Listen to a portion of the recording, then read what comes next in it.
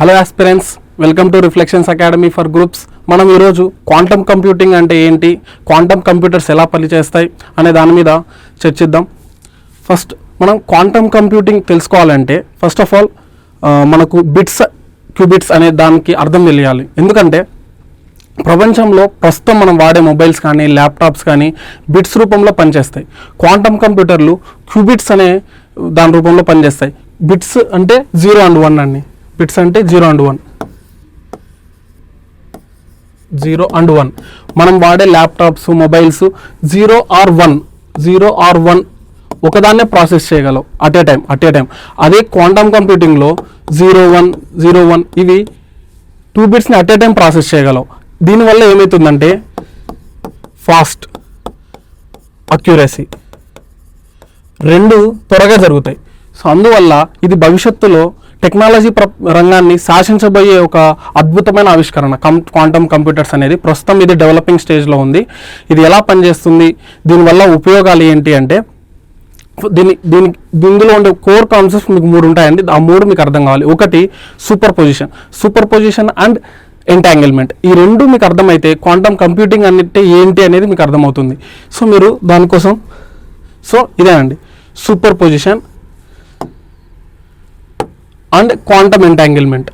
Super position అంటే for example మనం toss వేస్తే అది కింద నేల మీద పడేంత వరకు అది హెడ్డా టైల్ అనేది మనం చెప్పలేం. అదే క్వాంటమ్ కంప్యూటింగ్ అనేది ఏంటంటే అది గాల్లో ఉన్నప్పుడు కూడా దాన్ని అనలైజ్ చేయగలదు. గాల్లో ఉన్నప్పుడు కూడా అంటే అది ఒక సూపర్ పొజిషన్లో ఉన్నప్పుడు కూడా అనలైజ్ చేసే ఒకటువంటి టెక్నాలజీ. తర్వాత ఇంకొకటి ఏంటంటే క్వాంటమ్ ఎంటాంగిల్మెంట్. దీని గురించి ఐన్స్టైన్ గారు కూడా దీనికి ఒక పేరు పెట్టారు. క్వాంటమ్ ఎంటాంగిల్మెంట్కి ఒక పేరు పెట్టారు. ఏంటంటే అది spooky action at a distance. ఎందుకు ఆ పేరు పెట్టారంటే అసలు క్వాంటమ్ ఎంటాంగిల్మెంట్ అంటే ఏంటంటే ఫర్ ఎగ్జాంపుల్ ఒక ట్విన్స్ ఉన్నారండి. ఒకరు ఇండియాలో ఉన్నారు, ఒకరు అమెరికాలో ఉన్నారు. మనం ఇక్కడ ఇండియాలో ఉండే ట్విన్ని ఏమన్నా గిచ్చితే అమెరికాలో ఉండే ఆ ట్విన్కి మనకు పెయిన్ వస్తుందండి. అంటే ఎక్కడ ఉన్నా కూడా ఇక్కడ ఏదైతే చేంజ్ చేస్తామో మనం అక్కడ కూడా చేంజ్ అయిపోతుంది. ఎంటాంగిల్మెంట్ అంటే అదే. ఒక గెలాక్సీలో ఒక పార్టికల్కి ఏమన్నా అయితే ఇంకొక గెలాక్సీలో ఇంకో పార్టికల్ కూడా దాని మీద రిఫ్లెక్ట్ అవుతుంది. సో అదే ఎంటాంగిల్మెంట్ అంటే. సాధారణంగా ఐన్స్టైన్ గారు థియరీ ఆఫ్ రిలేటివిటీలో ఆయన చెప్పింది ఏంటంటే కాంతి కంటే వేగంగా ఏది ప్రయాణించలేదు. ఎందుకు ఈయన spooky action at a distance అనే పేరు ఎందుకు పెట్టారు అనేది ఒక వింతైన చర్య. క్వాంటమ్ ఎంటాంగిల్మెంట్ అనేది వింతైన చర్య అని ఎందుకన్నారంటే కాంతి కంటే వేగంగా సమాచారము ఒక పార్టికల్, ఏదైనా ఒక ఎంటాంగిల్ అయిన పార్టికల్, సిమిలర్ పార్టికల్ ఇక్కడ ఈ యూనివర్స్లో ఉండేది, ఈ గెలాక్సీలో ఉండేది, ఇంకొక గెలాక్సీలో ఉండే దాంతో కూడా ఎంటాంగిల్ అయ్యి ఉంటే ఫాస్ట్గా ఎక్స్చేంజ్ అవుతుందండి ఇన్ఫర్మేషన్. అంటే కాంతి కంటే వేగంగా ఇన్ఫర్మేషన్ ఎక్స్చేంజ్ అవుతుంది. ఆ టెక్నాలజీ క్వాంటమ్ ఎంటాంగిల్మెంట్ అంటే. సో ఈ రెండింటి ద్వారా మనకు క్వాంటమ్ కంప్యూటర్స్ పనిచేస్తాయి. ఈ రెండింటి ద్వారా మనకి ఏమవుతుందంటే స్పీడు, అక్యురసీ మనకు చాలా వేగంగా వస్తాయి. ఈ స్పీడ్, అక్యురసీ వచ్చిందంటే ఫర్ ఎగ్జాంపుల్ మనకు అవి ఎలా ఉపయోగపడతాయంటే మనకి ప్రజెంట్ డిజాస్టర్స్ వస్తున్నాయి, ఎర్త్క్వేక్స్ వస్తున్నాయి, సునామీస్ వస్తున్నాయి. ఇవన్నీ మనము ముందుగానే అనలైజ్ చేయొచ్చు అండ్ అక్యురేట్గా అనలైజ్ చేయొచ్చు, చాలా ఫాస్ట్గా అనలైజ్ చేయొచ్చు. తర్వాత మనకు కోవిడ్ వచ్చింది రీసెంట్గా మీరు గమనిస్తే వ్యాక్సిన్ కనిపెట్టడానికి చాలా టైం తీసుకున్నాం. అదే మన క్వాంటమ్ కంప్యూటింగ్ ఉంటే ఈజీగా పార్టికల్స్ని అనలైజ్ చేసి ఈజీగా డిఎన్ఏని ఎంకోడ్ చేసి వ్యాక్సిన్ని చాలా త్వరగా కనుక్కుంటుంది. క్వాంటమ్ కంప్యూటింగ్ అయినా మనకు వస్తే వ్యాక్సినే కాదు, ఇది ట్రాఫిక్ గిన మీరు గమనిస్తే ఎంతో క్లిష్టమైన ట్రాఫిక్ రూట్స్ని కూడా అది ఒక అనలైజ్ చేసి ఈజీ రూట్ని మనకు త్వరగా ఇచ్చేస్తుంది. తర్వాత మీరు గమనిస్తే స్టాక్స్లో ఇన్వెస్ట్ చేసే ఇన్వెస్టర్లకు కూడా రిస్క్ని ముందుగానే ఐడెంటిఫై చేసి వాళ్ళకి హెల్ప్ఫుల్గా ఉంటుంది. తర్వాత సైబర్ సెక్యూరిటీ, క్వాంటమ్ ఎన్క్రిప్షన్ ఉంటుందండి. క్వాంటమ్ ఎన్క్రిప్షన్ అంటే మనకు ఎవరు హ్యాక్ చేయలేని విధంగా తన రూపాన్ని మార్చుకుంటుంది. తన రూపాన్ని, అక్కడ ఉండేటువంటి డేటా రూపాన్ని చేంజ్ చేసుకుంటుంది, హ్యాక్ చేసినా కూడా ఏమవ్వకోకుండా.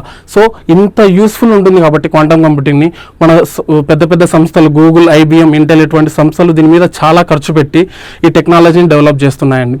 ఈ టెక్నాలజీ ఒక్కసారి వస్తే మనకు చాలా కాంప్లెక్స్ ప్రాబ్లమ్స్ త్వరగా సాల్వ్ అవుతాయి. అందుకోసం మనము క్వాంటమ్ కంప్యూటర్ కోసం మనం ఇంతగా ఖర్చు పెట్టి మనం చేస్తున్నాం. ప్రస్తుతం ఉన్న సూపర్ కంప్యూటర్ల కంటే అతి వేగంగా, అతి అక్యురేట్గా మనకు పనిచేస్తాయి. మనకు ఇది 10 to 15 yearsలో మనకి ఇది ఫుల్ ప్లెడ్జ్డ్గా యూజ్లోకి వస్తుంది అనే సమాచారం ఉంది. ఒకవేళ 10-15 సంవత్సరాల్లో ఎదిగిన ఫుల్ ప్లెడ్జ్గా వస్తే మనకు ఉన్నటువంటి మేజర్ సమస్యలు, ఏదైనా వ్యాధులు వస్తే వ్యాధులు త్వరగా నయం అవ్వడానికి వ్యాక్సిన్స్ త్వరగా కనుక్కుంటాం. ఏదైనా విపత్తులు రాకోకుండా, ఎర్త్క్వేక్స్, సునామీస్ ఇవి కూడా రాకోకుండా మనం తొందరగా వాటికి అక్యురేట్గా చర్యలు తీసుకోవడానికి మనకు ఎక్కడెక్కడ ఎటువంటి విపత్తు రావచ్చు అనే దాని మీద మనకు డేటా క్వాంటం కంప్యూటర్ త్వరగా ప్రొవైడ్ చేస్తుంది. సెక్యూరిటీ సమస్యలు ఉండవు, అంటే మన డేటా ఎవరైనా హ్యాక్ చేస్తారో, మన సిస్టమ్ని ఏదైనా ఇన్స్టిట్యూషన్ ఆర్గనైజేషన్ భయపడతా ఉంటుంది సెక్యూరిటీ విషయాల్లో. సో అటువంటి భయాలు ఉండవు. ఇన్వెస్టర్లకు రిస్క్లు కూడా ముందుగానే ఐడెంటిఫై చెప్తుంది కాబట్టి అటువంటి భయాలు ఉండవు.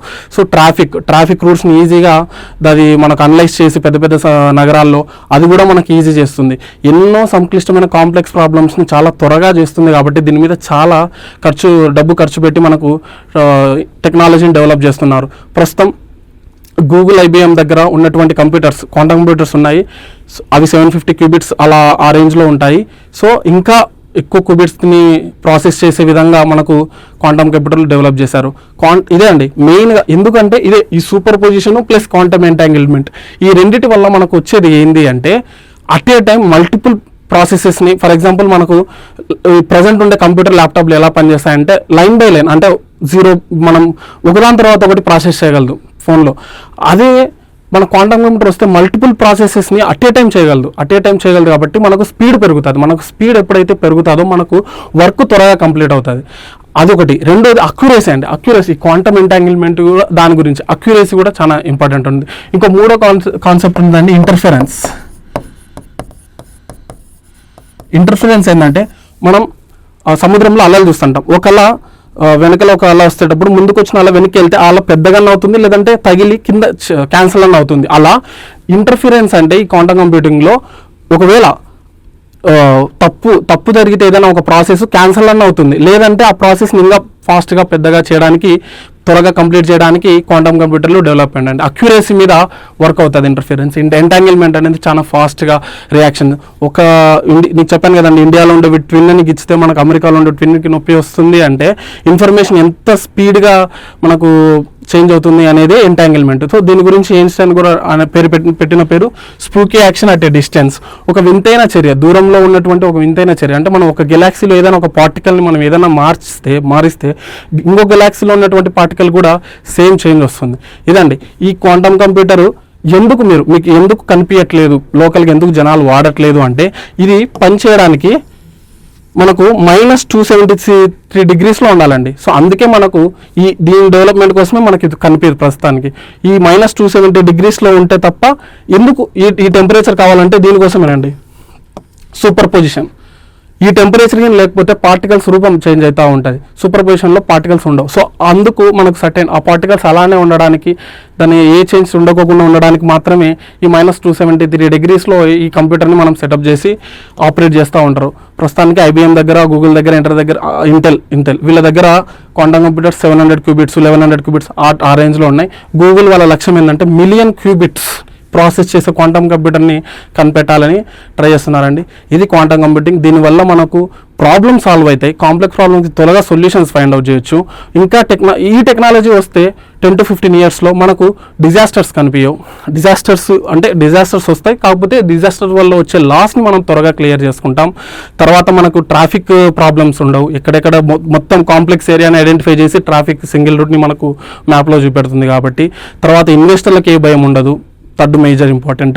ఫోర్త్ అన్నిటికంటే పెద్ద ఇంపార్టెంట్ ఏంటంటే ఏదైనా వ్యాక్సిన్ అండి, డిఎన్ఏని ఎంకోడ్ కూడా చేయగలదు. ఒక పార్టికల్స్ మనం ఏమైనా ప్రొవైడ్ చేసి హ్యూమన్ డిఎన్ఏని ఎంకోడ్ చేసి తర్వాత వ్యాక్సిన్స్ని కూడా మనం త్వరగా ఫైండ్ అవుట్ చేయగలం. మనకు ప్రీవియస్గా చూస్తే మీరు చెప్పారు కోవిడ్ కనిపెట్టడానికి మనకు చాలా టైం పట్టింది. అదే మన క్వాంటమ్ కంప్యూటింగ్ ఫుల్గా యూసేజ్లోకి వస్తే మనకు వ్యాక్సిన్స్ కూడా మనం త్వరగా మందులు కూడా త్వరగా తయారు చేసుకోవచ్చు. దానివల్ల మనకు ఈ టెక్నాలజీ మీద ఇంత ఖర్చు పెడుతున్నారు. ఇదండి ఇంకా డెప్త్గా నెక్స్ట్ వీడియోలో నేను మీతో క్వాంటమ్ కంప్యూటర్లు, క్వాంటమ్ మెకానిక్స్, తర్వాత ఎలా పనిచేస్తుంది, అదే క్వాంటమ్ కంప్యూటర్ ఎలా పనిచేస్తుంది, ఎలా డిజైన్ చేశారు, వీటి గురించి నేను తర్వాత వీడియోలో మళ్ళీ డిస్కస్ చేస్తానండి. Thank you so much.